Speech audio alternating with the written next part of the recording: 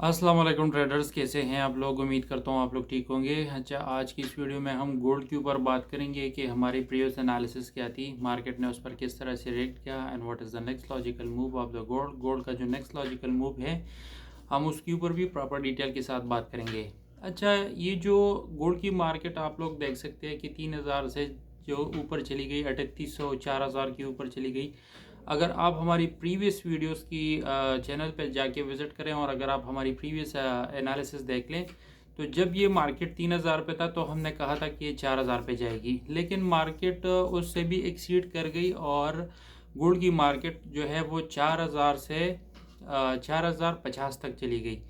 फिर वहाँ टॉप से हमने आप लोगों को सेल का सिग्नल भी दिया। पहले हम बाय करते जा रहे थे और टॉप से हमने सेल भी किया, लेकिन इस सारे सिनेरियो को अगर हम देख लें तो इसकी बिहाइंड जो हमारे पास जो फंडामेंटल एनालिसिस पड़ी थी वो थी फ़लस्तीन और इज़राइल के बीच में जो जंग थी, उसकी वजह से ये सारा गोल्ड की प्राइसेस इतना अप हो गई थी।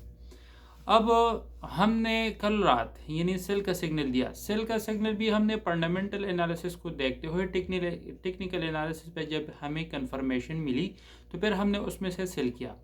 अब आप लोग देख सकते हैं कि फंडामेंटल एनालिसिस यूक्रेन की जो जंग थी उसकी वजह से भी गोल्ड की डिमांड में ज़्यादा इजाफा हुआ, जिसकी वजह से इनकी प्राइसेस इंक्रीज़ हुई।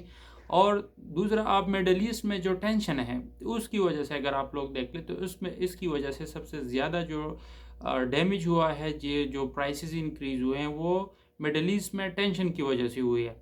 तकरीबन 1 लाख बच्चे जो है वो उन लोगों की मौत हो गई है, innocents people have been killed over there. तो जिसकी वजह से अगर आप लोग देख ले, ईरान पे अटैक हुआ, इसके साथ दोहा पे जो एक सावन कंट्री है उसकी कैपिटल में अटैक हुआ, इसराइल ने अटैक करवाया। फिर उसके बाद जो है ना आप लोग देख सकते हैं कि लबनान में अटैक हुआ। लबनान के बाद जितनी भी वायलेशंस थी वो सारी हुई। सऊदी अरेबिया का, उर्दन का एरोस्पेस तक यूज़ किया गया है इसमें। फिर आप लोग देख सकते हैं कि इसमें सबसे जो ज़्यादा इफेक्ट हुआ है वो हुआ है अमेरिका, क्योंकि अमेरिका के पास जितनी भी 8,400 मेट्रिक टन तक जो है गोल्ड के रिजर्वायर अमेरिका के पास पड़े हैं। तो अगर आप लोग देख लें कि इतना ह्यूज अमाउंट जब गोल्ड का वो रखती है, अगर वो किसी जंग में कूदता है या कोई कोई उसका प्रेसिडेंट कोई स्टेटमेंट देता है तो उसकी वजह से गोल्ड की जो इम्पेक्ट है वो बहुत ज़्यादा बढ़ने लगती है। तो सदर ट्रंप ने भी इसमें ऐलान किया कि मैं भी इसराइल का हिमायती हूँ and we are allies, strong allies and we will attack over there. तो फिर आप लोग देख सकते हैं कि 3000 से जो है ना 4000 पे गोल्ड की मार्केट चली गई। अब जैसे ही हमास का सारा डेलीगेशन भी कत्ल हुआ, उसकी सारी लीडर्स भी कत्ल हुए, फिर जो है ना प्रेसिडेंट ट्रंप ने अनाउंस किया कि we have a peace deal. तो पीस डील तब होती है जब कोई रहता है ना, अब उसकी कोई भी लीडर बचा नहीं हुआ है। ये सारा एक प्लान गेम था जो कि हुआ। फिर उसके बाद जो है पीस एग्रीमेंट हुआ। पीस एग्रीमेंट के बाद क्रूड की प्राइसेस अब धीरे धीरे जो है वो कटते जाएंगे। ये कम से कम एक रिट्रेसमेंट कर सकती हैं, 4000 से ये रिट्रेसमेंट कर सकती है 3500 तक, लेकिन 3500 तक भी मैं नहीं देख रहा कि यहाँ से कोई और जो है दुनिया में कोई और वार होगी जिसकी वजह से फिर ये गुड़ की मार्केट जो है होती है 4000 को दोबारा से क्रॉस करेगी। और आने वाले 5 से 10 सालों में ये जो आप लोग देख सकते हैं कि गोल्ड की मार्केट अभी $4000 के ऊपर खड़ी है, ये जाके खड़ीगी 10,000 के ऊपर। तो आप लोग प्रॉपर्टीज़ में इन्वेस्टमेंट ना करें, आप लोग फोकस करें कि आप लोग जो है गोल्ड में इन्वेस्टमेंट करें। अगर आपने आज से 10 साल पहले कोई प्लाट ख़रीदा है और दूसरे बंदे ने गोल्ड ख़रीदा है तो गोल्ड की जो वैल्यू है वो तकरीबन 20 गुना ज़्यादा हो गई है, और वो जो प्लाट आपने ख़रीदा था वो अभी भी वैसा के वैसा है। वो 1% या 2 गुना जो है ना उसने कमाई की होगी, उससे ज़्यादा नहीं। लेकिन अगर आप उसकी जगह अगर गोल्ड को ख़रीद लेते तो उसकी जो मांग था वो तकरीबन 20 गुना ज़्यादा बढ़ गया है। तो अभी अगर रीसेंट सिनेरियो हम गोल्ड के ऊपर बात करें तो जिस बंदे ने जनवरी में इन्वेस्टमेंट किया था उसने अपने अमाउंट को डबल किया हुआ है। तो कहने का मतलब ये है कि आप लोग जनवरी में इसको बाय करें और 25 दिसंबर यानी जब क्रिसमस होती है तो आप उसको सेल कर दिया करें। क्यों?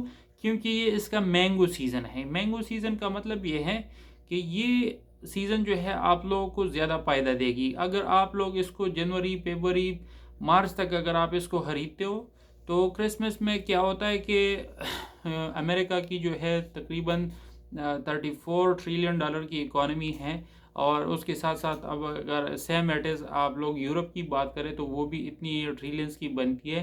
तो ये दोनों जायंट्स मिला के फिर क्या करते हैं, अपने पेरेंट्स को गोल्ड गिफ्ट करते हैं, या जो गर्लफ्रेंड्स का कल्चर है उसमें क्रिसमस पे सबसे ज़्यादा जो है उसमें, ये मैंगो सीज़न में उसमें सबसे ज़्यादा जो है वो होता है।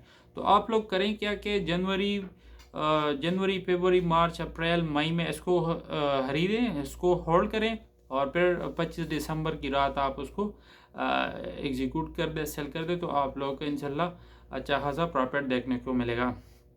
दूसरा जो सबसे इम्पोर्टेंट चीज़ मैं आप लोग को कहना चाहता हूँ कि अगर आप लोग 0.01 से भी अगर आप ट्रेड लगाते हैं तो वो भी आप लोग को $500, $600 जो है वो आपको दे सकती हैं। आप जाके हमारे यूट्यूब चैनल पे देख सकते हैं कि 0.01 से हमने $500 का प्रॉफिट जनरेट किया। और लास्ट 1 ईयर की जो हिस्ट्री है हमने आप लोगों के साथ शेयर किया था कि अगर कोई भी बंदा आप उससे लर्न करते हो या आप उससे सीखते हो तो आपको कम से कम उसकी 1 ईयर की बैकग्राउंड हिस्ट्री देखनी चाहिए। अगर आपको वो 1 ईयर का हिस्ट्री दिखाता है तो बेशक आप लोग उसको ज्वाइन कर ले, आप उसको अपना मेंटोर, अपना गुरु मान सकते हैं।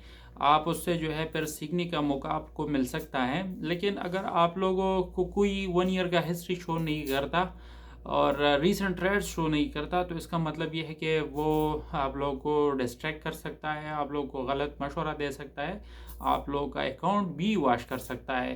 तो इसीलिए आप लोगों से रिक्वेस्ट है कि अगर आप लोग इन्वेस्टमेंट करना चाहते हैं तो आप लोग गोल्ड में कीजिएगा, ना कि प्रॉपर्टी में, ना किसी और शेयर्स मार्केट में, क्योंकि गोल्ड ही आप लोगों को अच्छा रिटर्न दे सकती है। तो ये कुछ ज़रूरी बातें थी जो मैंने आप लोगों के साथ डिस्कस करनी थी, और मैंने आप लोगों के साथ डिस्कस की। इंशाल्लाह अभी हम थोड़ा सा सेटल हो गए हैं सऊदी अरबिया में, और हम कंटिन्यूसली इसी तरीके के ऐसी इंफॉर्मेशन